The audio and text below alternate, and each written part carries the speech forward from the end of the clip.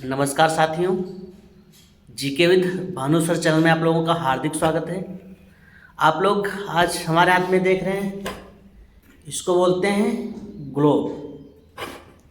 यही होता है ग्लोब, या ग्लोब स्लो हमारी पृथ्वी है। जो एक छोटा सा आकार दिया गया है, या पृथ्वी का आकार है। पृथ्वी हमारी ऐसी है, और आपने ग्लोब जब देखा होगा तो आपने देखा है कि जो ग्लोब होता है या इतना झुका क्यों होता है। भाई इसको हम सीधा कर दें, सीधा नहीं होता है, झुका होता है। इसका कारण यह होता है कि जो पृथ्वी है अपने अक्ष पर 23.5 डिग्री पर झुकी है। 23.5 डिग्री पर झुकी होने के कारण जो ग्लोब भी बनाया जाता है वो भी 23.5 डिग्री पर झुका करके ही बनाया जाता है। अब चूंकि ग्लोब है तो इसमें पूरे विश्व के जितने देश हैं सभी का इस पर अंकन किया गया है, और जो बड़ी बड़ी इमारतें उनका भी अंकन किया गया है इस पर। जैसे हमारे यहाँ इंडिया में बहुत ज़्यादा फेमस है ताजमहल, या इंडिया है। इंडिया में यहाँ पे ये देखो साथियों, ये यहाँ पे ताजमहल बना हुआ है, या यहाँ पे ताजमहल बना हुआ है। तो विश्व के जो सारे देश हैं उन देशों के जो बड़ी बड़ी बिल्डिंग हैं या जो विश्व धरोहर हैं उनको यहाँ पे चिन्हित किया गया है। देख लेते हैं कि जैसे जो है नीला नीला पार्ट देखते होंगे आप, ग्लोब में सबसे ज़्यादा तो नीला ही दिखाई देता होगा, सबसे ज़्यादा ही नीला दिखाई देता है। सबसे ज़्यादा नीला दिखाई दे रहा है, इसका मतलब यह सारा का सारा जल है या पानी है, वाटर जिसको अंग्रेजी में कह देते हैं। तो सारा जितना भी नीला नीला है सब के सब क्या है, पानी है। उसके बाद में आप अदर रंग देख रहे होंगे, जैसे पीला है, हरा है या फिर लाल है। यह सब आपके देश हैं, पूरे 7 महाद्वीप हैं, 7 महाद्वीप के देश हैं। आपको फिर उसके बाद बता दे रहे हैं, यहाँ पे देख सकते हैं कि इंडिया का जो पूरा मैप है, यहाँ पे पूरा मैप इंडिया का है। क्योंकि इंडिया में ही ताजमहल बना हुआ है, आगरा में, पता होगा साथियों को। क्योंकि हम इसको दिखाई दे रहे हैं, यह भारत है, या यहाँ पे भारत है, ठीक है। तो भारत भी इसी ग्लोब में बना हुआ है। और भारत को जब देखते हैं तो ये जो रेखा है मध्य वाली, यह वाली जो रेखा है, ये वाली जो रेखा है, इस रेखा के भारत कहाँ उपस्थित है? इस रेखा के भारत ऊपर में स्थित है, मतलब उत्तर साइड में स्थित है। तो हमारा जो भारत है वह पूर्वोत्तर दिशा में स्थित है। अक्षांशीय देशांतरी विस्तार जब आता है तो पूर्वोत्तर ही करेंगे, क्योंकि इस रेखा के उत्तर में है। इस रेखा को कहते क्या हैं? इस रेखा को कहते हैं विषुवत रेखा या भूमध्य रेखा। भू का मतलब होता है धरती, और मध्य का मतलब होता है बीच में, धरती के बीच की रेखा। भूमध्य रेखा या विषुवत रेखा जो पृथ्वी को 2 बराबर भागों में बांटती है उसको भूमध्य रेखा या विषुवत रेखा कहा जाता है। देख लो, अब यहाँ से ग्लोब है, पृथ्वी तो है, छोटे आकार में है, बस पृथ्वी अपनी बहुत बड़ी है। तो इसको क्या, देखो जो ये रेखा है वाली, ये पृथ्वी को 2 भागों में बांट रही है।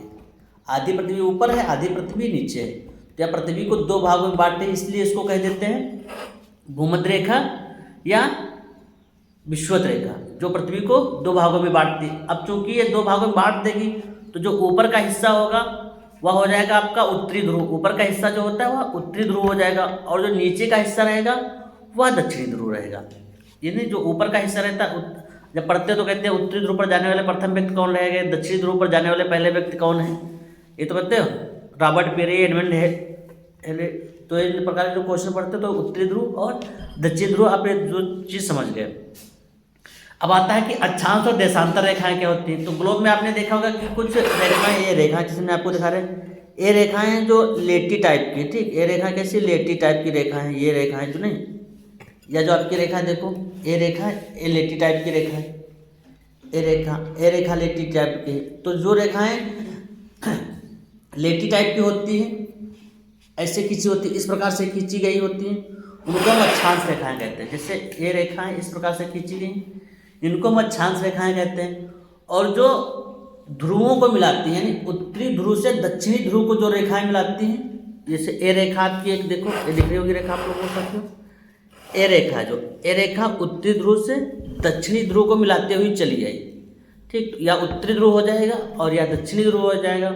उत्तरी ध्रुव से दक्षिणी ध्रुव को मिलाने वाली रेखाओं को हम देशांतर रेखाएं कहते हैं। इनको हम जो लेटी हुई होती हैं अपने अक्ष पे पड़ी होती है उनको अक्षांश रेखाएं कहते हैं। जो दोनों ध्रुवों को मिलाती हैं उनको देशांतर रेखाएं कहते हैं। अब जैसे आप देख रहे हैं कि जो भारत का यह हिस्सा है, या यहाँ पे इलाहाबाद में एक नैनी स्थान पड़ता है जहाँ से भारत का मानक समय ज्ञात किया जाता है। अब नैनी से ही क्यों मानक समय ज्ञात किया जा रहा है? नैनी से इसलिए मानक समय ज्ञात किया जा रहा है क्योंकि नैनी लगभग मध्य में पड़ जा रहा है। आप जब अरुणाचल प्रदेश से गुजरात की तरफ जाएंगे तो समय में 2 घंटे का अंतर हो जाता है। अगर जो सूर्य हमारा निकलेगा अरुणाचल प्रदेश में 6 बजे तो वही जाके गुजरात में निकलेगा 8 बजे जा कर के, तो लगभग 2 घंटे का अंतर रहता है। कहाँ से? अरुणाचल प्रदेश से लगा के गुजरात के मध्य। इसीलिए जो मानक समय निकालते हैं वह मध्य रेखा से निकालते हैं ताकि बहुत ज़्यादा अंतर ना आए दोनों समयों में। तो जो भारत का मानक समय निकाला जाता है वह उत्तर प्रदेश में इलाहाबाद है और इलाहाबाद के नैनी स्थान से निकाला जाता है। वैसे ही जो विश्व का मानक समय निकालते हैं ग्रीनविच मीन टाइम जिसको कहते हैं, वह आपके लंदन में स्थित है। ग्रीनविच मीन टाइम जो 2 भागों में विभाजित करते हैं, Greenwich mean time. Greenwich mean time जो 2 भागों में डिवाइड करता है, आपको बता दे रहे हैं, यूरोप महाद्वीप में स्थित है। अफ्रीका, ऑस्ट्रेलिया, यूरोप, ठीक है। यहाँ पड़े जाएगा, ठीक है।